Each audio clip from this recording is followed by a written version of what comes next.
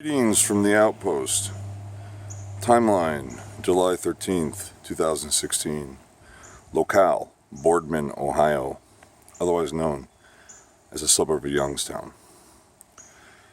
Strange place for such an interesting little vehicle. Many of you guys know whose car you're looking at, and it's just so strange that it ended up in my possession. Because even though I'm new on the board, and yes, I've asked some really stupid questions, what you don't know about SRT Miguel Roberto de la Hoz, is that he learns very fast. And what you don't understand is that I understand neons intimately well, having driven them for many years now. The SRT-4 is a new foray for me. And as anything I do, I intend to master it. I already am.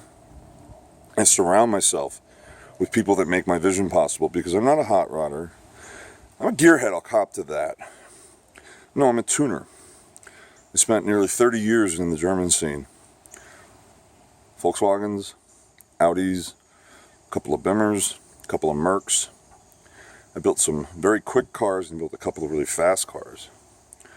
And, to be baller in that scene, you got to put the coin behind the car. And if you have any sense of where this is leading, with me, it's not just about, the raw numbers of performance. It is about the balance between power, smooth delivery, tractability, and style, and ultimately, the most efficient, effective means to be brutal and vile. That's what I'm going to do with this vehicle. Starting with the suspension and brakes. I have no interest in the ACR package. I have Viper seats. The seats in this car coming out because of what they are. They're going to be replaced with the Viper seats I have that are going to be recovered in a cat skin leather kit. Ironically, before this car came into my realm, I already had planned a mix of black and orange. The stock brakes are being replaced by 6-piston Willwoods on 13-inch rotors up front, and 12-inch 4-piston 12-inch rotors, 4-piston Willwoods on the rear, to accommodate the loss of the parking brake. Very simple thing you drag racers all know about, a line lock. They're servo operated now. It'll be a switch underneath my dashboard. It'll solve the problem. Some key things the vehicle needs besides that are coilovers. I've got a set of BC Racing ER series, the external reservoir coilovers that I was running on another vehicle. They're in very good condition. I just purchased the iBox springs from Modern, and this will allow me to dial in precise compression and rebound, set up my preload perfectly, and because of the BCs being the superior design they are, the value they represent, and my preload isn't going to change my spring height, and in fact it's completely independent of it. If you don't know how the BC works, you should. The adjustment for preload and the adjustment for height are two separate functions in the shock. Lastly, gotta have the shoes. And I actually love monoblocks, and I think this is a beautiful wheel. It's just a piece of shit, because we're not going to talk about Daimler. We're not going to talk about all the things Daimler did to Chrysler. We're certainly not going to talk about how my Viper even happened, my 2010 Gen 4 coupe, that I don't know how such an amazing car came out of Daimler Chrysler. But this car, with its, 17 or 18 pound low pressure cast, if they're that, cheap wheels, rotary forged, baby, MRRs. Look up the FS01. Beautiful, classic monoblock. Light. I think in the 18 by 8.5 fitment that I'm going with, they weigh, I think, almost the same weight, around a pound more than this wheel. It's going to give me the shorter sidewalls I want, because I'm not a drag racer. I'm not interested in blowing this thing through the traps at all. I'm interested in having fun on the streets and taking this thing out at 3 o'clock in the morning and redlining it in 5th gear. And I'm interested in running back roads. So, let's come around here, because this ultimately is the most interesting aspect of this little car. It's really actually a very cool car.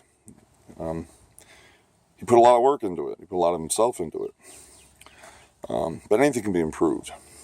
And the most fundamental changes that are going to be made are going to be the engines coming out and the rotating assembly is being replaced.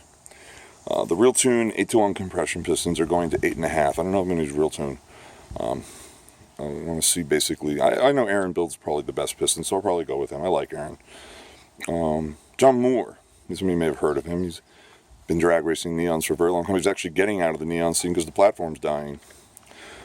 He's going to do the build.